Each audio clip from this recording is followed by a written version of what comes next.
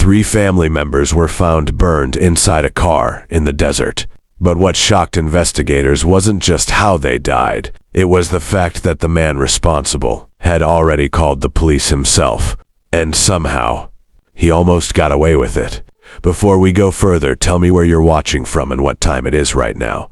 I read every comment. And if you enjoy real crime stories that feel like a movie, don't forget to like, share, and subscribe. Now listen carefully, because this case only gets darker from here. It started like something small, the kind of situation police deal with almost every day. A family disagreement, property issues, confusion after a death in the family. Nothing unusual. At least that's what it looked like at first. On a quiet afternoon, dispatch at a sheriff's office in New Mexico received a call from a man who introduced himself as Kane. His voice was calm, steady, controlled. Almost too controlled. He explained that he had been living outside the country for several years and had recently returned after learning that his father had passed away. According to him, things had changed. Property had been taken over. Items had gone missing.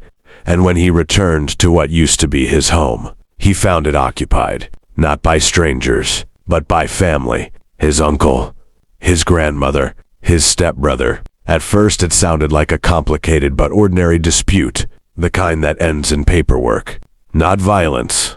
But then, Kane called again. This time there was a shift.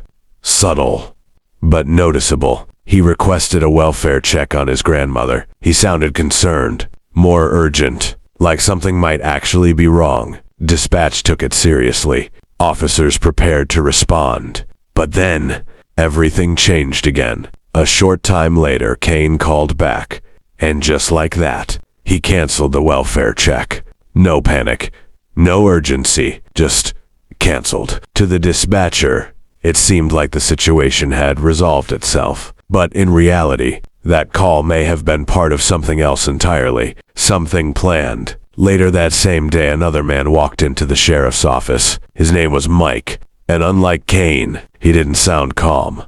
He sounded worried, like he was trying to explain something that didn't make sense. Even to him, he described the family situation. It was messy, complicated, but one detail stood out immediately. 3 people were missing, and all of them were closely connected. Then he mentioned Kane, and everything changed. Mike described an encounter that had left him unsettled. He had gone to the family property earlier, called out, waited.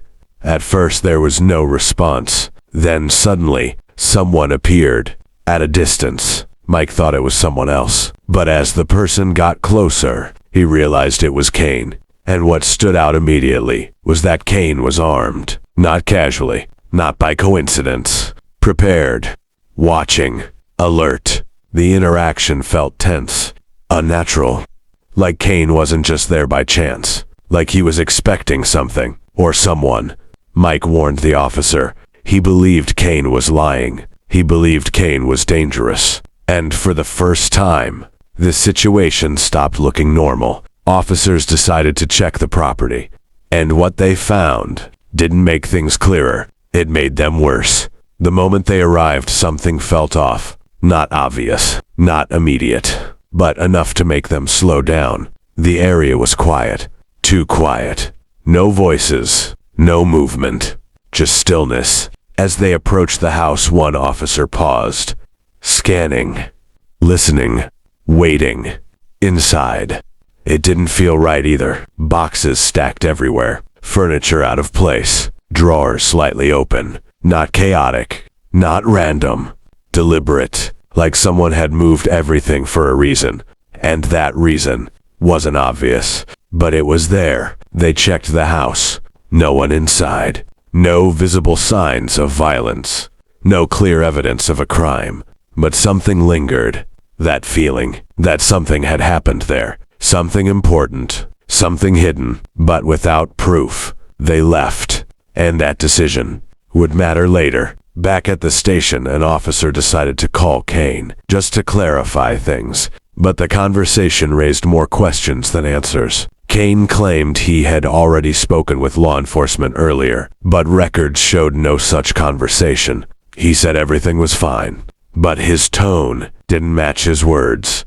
There were no pauses, no hesitation. His answers came too quickly, too smoothly, almost like he had rehearsed them. Then came the inconsistencies. Small at first, but enough to stand out. Details that didn't line up. Statements that contradicted each other. The officer didn't interrupt. He just listened. Because sometimes, the more someone talks, the more they reveal. And by the end of that call, one thing was clear. Something wasn't right. A search warrant was requested, but before it could be executed, something else happened. Something far worse. Early the next morning, a call came in. A fire in a remote area, not far from the property. Deputies were sent to investigate. When they arrived, they saw a vehicle, burned, flipped, still smoking. As they got closer, the reality began to settle in. The heat was still rising, the metal twisted, the interior destroyed, and inside, something no one wanted to see. One officer stopped, just for a second, not because he didn't want to move forward, but because he needed to process what he was looking at. Is that? He started, but he didn't finish, because he already knew. Inside the vehicle were remains, more than one, badly burned, unrecognizable at first glance, but clearly human. This wasn't just a fire. This wasn't just destruction. This was an attempt to erase something. And it had failed. Investigators began connecting the dots. The missing family members, the suspicious calls, the staged house. It all pointed in one direction. And that direction led back to Kane. Autopsy results later confirmed it. The victims were his relatives, his uncle, his grandmother, his stepbrother. At least one of them had been shot before the fire, which meant this wasn't an accident. This was planned, deliberate, and carried out with intent. As investigators dug deeper into Kane's past, a different picture started to form. He had been living abroad, working, building a life. But behind that, there were reports, incidents, warnings. They contacted his wife, and what she revealed was disturbing. She described how he started off normal, friendly, even kind. But over time, that changed. He became controlling, manipulative, aggressive, then violent. She spoke about fear, about pressure, about moments where she believed she might not survive. And then she shared a recording, too disturbing to release publicly, but enough to confirm everything investigators were beginning to suspect. Kane wasn't just capable of violence. He had a pattern. With this new information, investigators returned to the house. This time, they were prepared. Using forensic tools, they began searching again.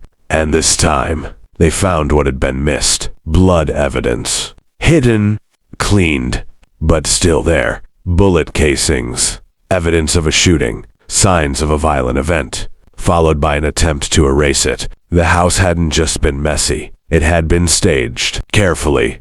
Deliberately. But not perfectly. And then, something else. Something that raised even more questions. Evidence suggesting that Kane may not have acted alone, because the level of planning, the speed of execution, the cleanup, it didn't look like the work of one person. As the investigation expanded, another name surfaced. Cassandra, his half-sister. At first, she seemed like just another relative. But then, she made a call. She contacted authorities, saying Kane was missing, claiming concern, even suggesting that another family member might be responsible. But the timing didn't make sense. It felt too convenient, almost like an attempt to redirect attention. Investigators took notice immediately. Something about Cassandra's call didn't sit right. It wasn't just what she said. It was when she said it. The timing felt too clean, too structured, like it didn't come from panic, but from preparation. Still, there was no evidence yet. No proof of wrongdoing. So officers made a decision. They would speak with her directly and see if her behavior matched her words. When officers arrived at her location, everything looked normal at first glance. She greeted them calmly, almost too calmly. No signs of panic, no visible distress, just controlled responses, carefully measured words, like she had already thought through every possible question they might ask. One of the officers began with a simple question. She answered without hesitation. Then another question. Same result. Everything sounded consistent, but not natural. There was something rehearsed about it, something structured, like she wasn't remembering events. She was reciting them. The officers exchanged brief glances. They didn't say anything yet, but they noticed it too. Something was off. Not enough to accuse, but enough to observe. So they continued, digging slightly deeper, changing tone, testing reactions. That's when the small cracks began to appear. A pause that was too long. A detail that shifted slightly from her earlier statement. A moment where she corrected herself too quickly. None of it was dramatic on its own, but together, it started forming a pattern, and that pattern raised concern.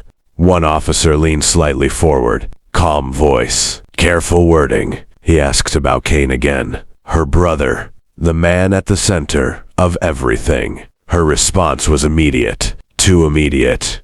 Like she was expecting that question specifically, she repeated the same claim. Kane was missing. No contact. No updates. Nothing unusual before he disappeared. But then, something changed in her expression, just for a second. A flicker. Not fear. Not confusion. Something closer to awareness. Like she realized the direction the conversation was heading, and adjusted herself instantly. The officer noticed, but didn't react. Instead, he shifted the conversation again, this time toward the property, toward the timeline, toward the missing relatives.